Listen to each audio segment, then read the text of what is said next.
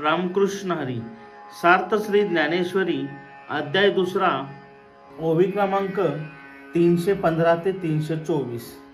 म्हणून ऐके पार्था यांते निर्दळी जो सर्वथा सर्व विषयी आस्था सांडूनिया तोची तू जाण योगनिष्ठेसी कारण जयाचे विषय सुखे अंतकरण जगवेना जो आत्मबोधयुक्तू होऊनी असे सततू जो माते हृदया आणतू विसंबेना एरवी बाह्य विषय तरी नाही परी मानसी होईल जरी काही तरी साध्य तूची पाही संसारू असे जैसा का विषाचा लेसू घेतलिया होय बहुवसू मग निभ्रांत करी नाशू जीवितासी तैसी विषयाची शंका मनी वसती देखा घातू करी असे का विवेक जाता जरी हृदयी विषय स्मरती तरी निसंगाही आपजे संगती संगे प्रगटे मूर्ती अभिलाषाची जेथ कामू उपजला तेथे क्रोधू आदीची आला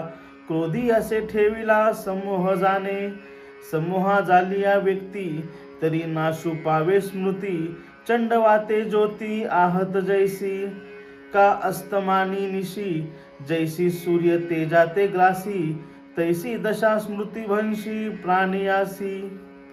अर्थ म्हणून अर्जुना ऐक, अंतकरणापासून जो सर्व विषयांची आसक्ती सोडून इंद्रियांवर विजय मिळवितो ज्याचे अंतकरण विषय सुखाने मोहित होत नाही तोच योगनिष्ठा प्राप्त होण्यास सुयोग्य आहे असे जाणावे. त्याचे अंतकरण आत्मज्ञानाने परिपूर्ण भरलेले असते आणि तो मला कधीच विसरत नाही. एखाद्या साधकाने जरी बाह्य रूपाने विषयांशी संबंध ठेवला नाही तरी सुद्धा मनात जर विषय वासनेची लालसा असेल तर त्याला संसाराची बंधने जखडून ठेवतातच. ज्याप्रमाणे विषाचा एक थेंब जरी घेतला तरी तो सर्व शरीरात पसरून संपूर्ण जीवनाचा नाश करतो त्याप्रमाणे विषयातून सुख मिळते काय अशी शंका जरी मनात निर्माण झाली तरी अंतकरणातील विवेकाचा ती घात करते. हृदयामध्ये नुसते विषयाचे स्मरण झाले तरी विरक्ताच्या मनात देखील आसक्ती निर्माण होते. त्या आसक्तीमुळे मनात कामाचे चित्र विचित्र आकार प्रगट होऊ लागतात. जेथे काम निर्माण होतो तेथे क्रोध आधीच आलेला असतो. क्रोधामध्ये अविचाराचा भ्रम निर्माण होतो.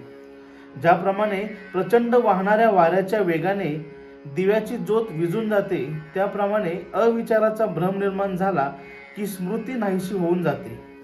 सूर्यास्त होण्याच्या वेळी रात्र जशी सूर्याच्या तेजाला गिळून टाकते त्याप्रमाणे स्मृतीचा भंश झाला की माणसाची अवस्था होते. रामकृष्ण हरी.